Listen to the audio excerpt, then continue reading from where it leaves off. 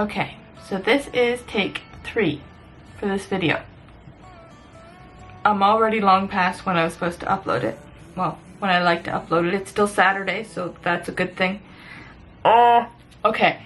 Every time I film it, it looks fine on the little screen there. And then I get it on the computer, and I'm either too close, or the last one I had like something reflecting on my chin, or some crumb on my chin or something. It's not there now.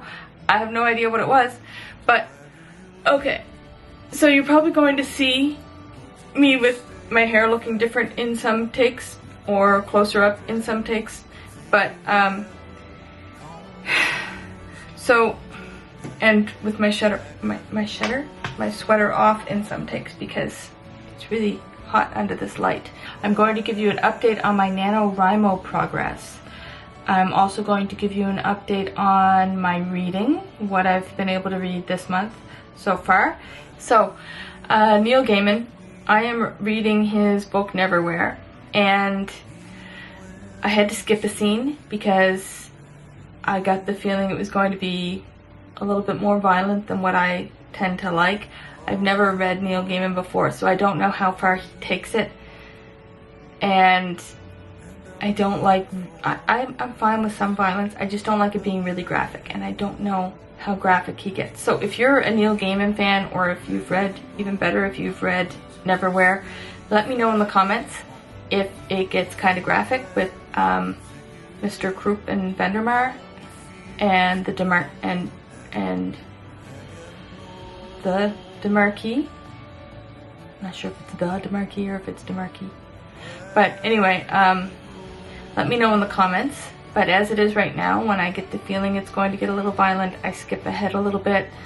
It's one thing I like about physical books, is that I can skim over scenes and kind of detach myself from the violence. I can't do that in an audiobook. I'm really enjoying that book, but I don't know what to expect. And that's one reason why I try to stick with authors that I know. But then again, I read Dean Koontz for many years, and then happened upon his book, his Frankenstein series, which was extremely graphic. So I guess you just never know. I still love Dean Koontz, just don't love that series. I loved every character except for Dr. Frankenstein, and I've ranted about that book series before, so I'm going to leave it at that. But yeah, I'm loving Neil Gaiman. And he's an amazing narrator. I don't know if you've ever heard him narrate his own books, but oh my goodness, so amazing, just so riveting, and he's one of my favorite narrators, period, and becoming one of my favorite authors. I don't know what to expect with the violence. And if I'm on my way to bed, I don't want a whole bunch of violence in my head as I'm going to sleep. Neil Gaiman, Neverwhere. I'm at 8 hours and 32 minutes and 10 seconds, which leaves 5 hours and 17 minutes left to read. And Sherlock Holmes, part 1 is 6 hours, 34 minutes and 38 seconds. I'm 1 hour, 32 minutes and 3 seconds into that part, which leaves me with 5 hours and 3 minutes left remaining. Now, I've talked about the length of Sherlock Holmes, the Definitive Collection. It's 71 hours and 57 minutes, but I do want to point out that it is a collection of stories, so there's like 6 different parts. It's highly understandable that it's that long. And I also read And Every Morning the Way Home Gets Longer and Longer by Fredrik Backman. I read this because Murphy Napier suggested it in some of her many of her videos. I gave it a shot and I really loved it. So it's 1 hour and 9 minutes long, and there aren't many books that can move me to the point of having tears in my eyes, but this is one of them. It's a really good book. I'm also still reading Timeline, which is right here. And I did say something in the last video, and I just want to expand upon that a bit because I thought of something else afterwards. In the book, Chris is a graduate student. In the movie, Chris is the professor's son. And in my last video, I posited that one reason they may have changed that character to be the professor's son instead of his graduate student could be that it would allow for more of an emotional impact to have Chris afraid of losing his father as opposed to being afraid of losing his favorite professor. But then, after I shot and edited that video, I realized that he's not just his favorite professor, he's actually a father figure to him. So the emotional impact could very well be just as impactful, effective, as it is in the movie. I actually love father figure stories. I love to read father figure stories. I love to write father figure stories.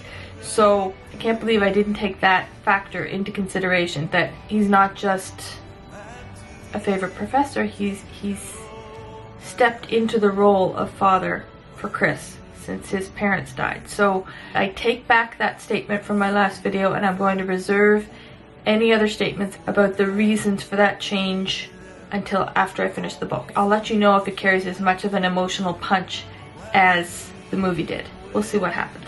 Now for NaNoWriMo, this week was actually really good. I'm going to show you a screen recording in just a minute, but I just want to say that my new strategy is working really, really well. I don't have daily writing goals, but I do have my month goal. So I know how much I want to write by the end of the month, by the deadline. I sit down as often as I can and write as much as I can. You know what, I'll just show you on the screen recording. I did a screen recording last night. That actually worked out. So I'm going to cut to that now and then come back to you in a second. As you can see here, right up here it shows the total word count, but it also shows it over here, so we'll just work with here. 24,504 words written. So I'm just under 25,000, halfway mark, so I'm happy about that. Leaving 25,496 words remaining of the 50,000 goal. And I have, let's see, so I've clearly deleted some words at some point from the 13th because it went down from 1,016 words to 968. Been trying not to delete words, but it hasn't always worked.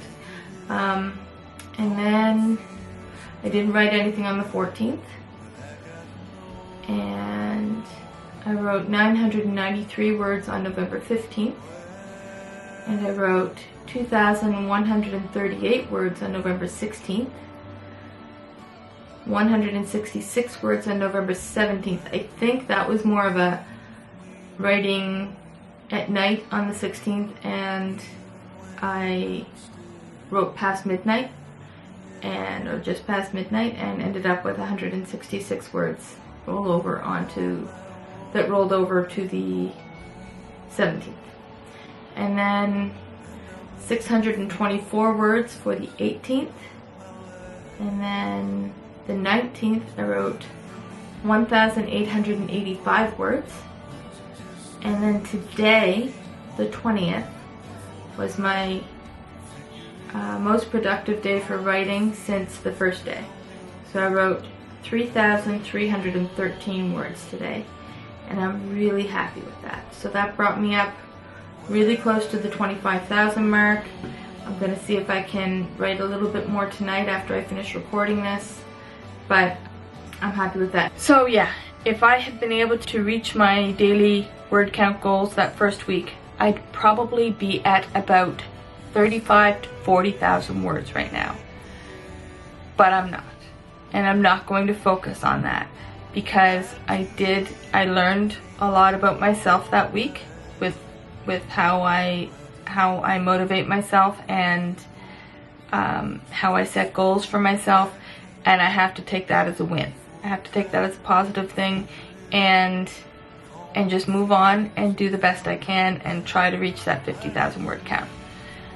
A big thing for me with NaNoWriMo that made NaNoWriMo more challenging was the fact that I had other things that I needed to do as well in November. I should have put those aside until next month.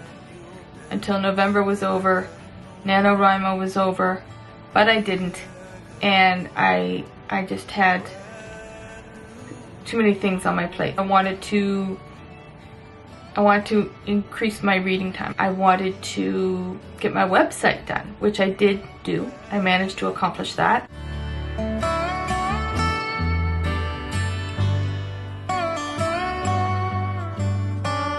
Why do you leave me lonely when you know I'm bad at being alone? Stuck in. I wanted to get my Shopify store up and running so I could sell my books from there along with other items that I'm making to go along with my books, which I'm excited about. But and I couldn't start the Shopify store without getting the website set up. So I got the website set up, or like redesigned, with the help of Mark Laporte. Thank you, Mark. But then the Shopify store is taking up more time than I expected it to, and I should have expected it to take up more time, but I didn't. I didn't think it through, and that was a big mistake for me. So next year I'll know all this. This year I did not. And then there's obviously making the videos. It's just the way it is. I'm just going to do the best I can and try and hit that 50,000 word goal. I want to know how you guys are doing with NaNoWriMo, or even if you're not participating in NaNoWriMo, I'd still like to know how you're doing with your writing. That's my update for today. I upload videos every Wednesday and Saturday.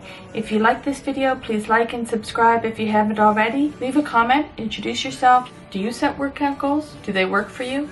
I want to know what you think. Okay, have a great day, guys. Stay happy, healthy, and safe, and I will see you next week. Can I help you?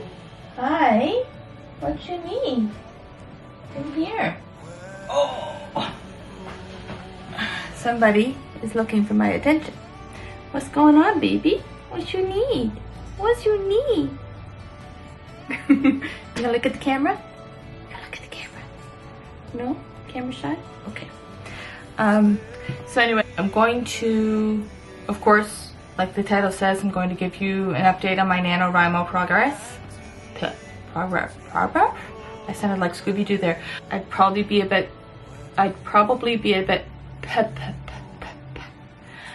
Hi guys. So tonight, I guess it is. Yeah, it's night.